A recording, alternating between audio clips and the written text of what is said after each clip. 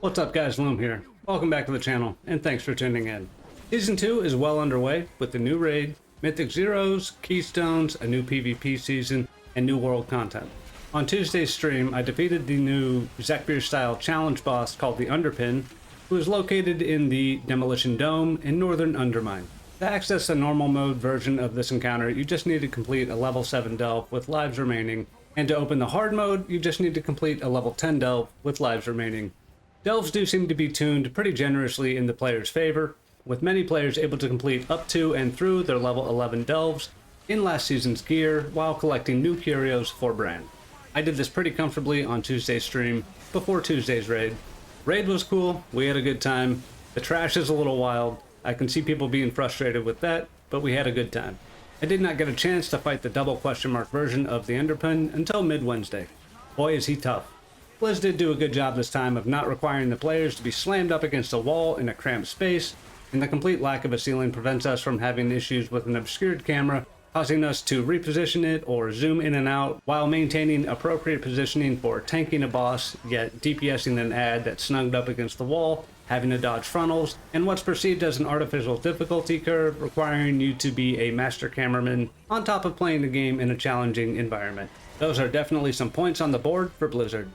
On top of that, the ads in this encounter are largely dealt with via the bombs that are provided by the boss, more bombs than we need, which somewhat eliminate the disparity in difficulties you might see across different classes and specs, based on cooldowns available both offensive and defensive. With the number of bombs provided, you don't have to be perfect at using them, and you can even leave an ad or two up at any given time while you wait for more bombs.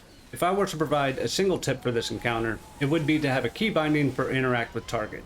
This allows you to have a button for kicking the bombs, which is much easier than having to right-click them, especially through the boss's hitbox, which, while smaller than Zekbeer's, is certainly large and can present problems. I cannot over-recommend this. It's wonderful. I use it for just about everything I can. Picking up Noble Garden eggs is a very good example of the granularity that this thing covers, while not having to zoom your camera in or spam right-click several times. And while the boss does melee very hard, 2.2 million damage to a DPS and over 3.5 million to tanks, this does keep the damage relatively consistent with what Zekbeer was dealing to us in Season 1 gear, and while this is a little bit more punishing for tanks this time around, I've not been victim to a critical melee attack, at least one that's led to my death. And these are definitely points on the board for Blizzard as well. These seem to directly counter the frustrations a lot of players had with the Zekbeer fight. We do have a very large problem with one of the mechanics of this fight. You might notice that Zekbeer has a mechanic where he calls the boys in. In the normal mode encounter, these are 3 ads at a time. In the heroic encounter, these are 5 ads at a time. And in the heroic encounter, you often do have the problem of the ads being on different sides of the map. 2 over here, 3 over here, or just 1 mob off the other 4, as if it's being considerate not to block the entrance to the combat area. These mobs have an auto attack style shoot ability that hits the player for 350k per tick, and they shoot these in a small enough window to where you're basically taking 2 million damage every time they go out. They also have a molten ball mechanic that is essentially a one-shot.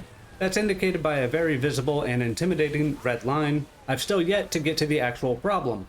Across your attempts with the Underpin, these mobs will start spawning outside of the combat area, meaning you have no way to get rid of them. You cannot kick the bombs up into the stands. You just have to eat their shoot damage, heal through it, and dodge the molten balls.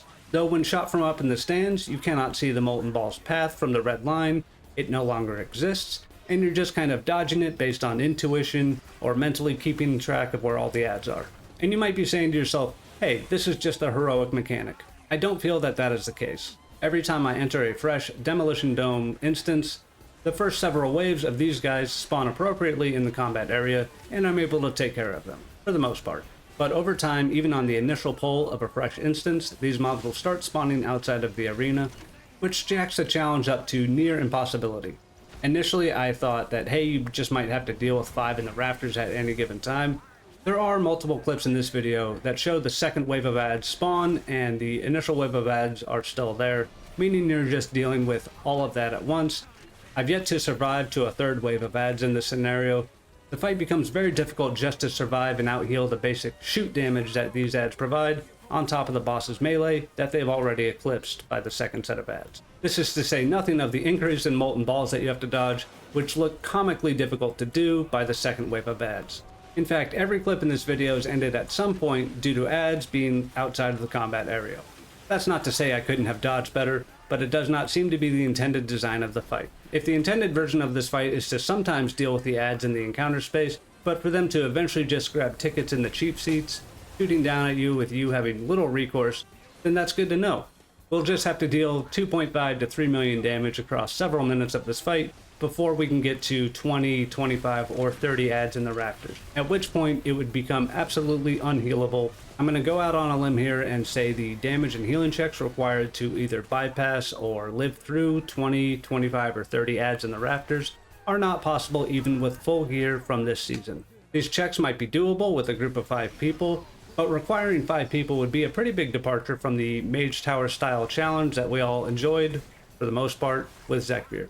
Let me know what you guys think. Let me know how far you've gotten on the challenging version of this boss fight. Like the video if you liked it, leave a comment down below. Subscribe to the channel to stay up to date on this challenge and Mage Tower fights across every spec in WoW. I want to thank you so much for watching. I hope you have a great rest of your day or evening. Peace.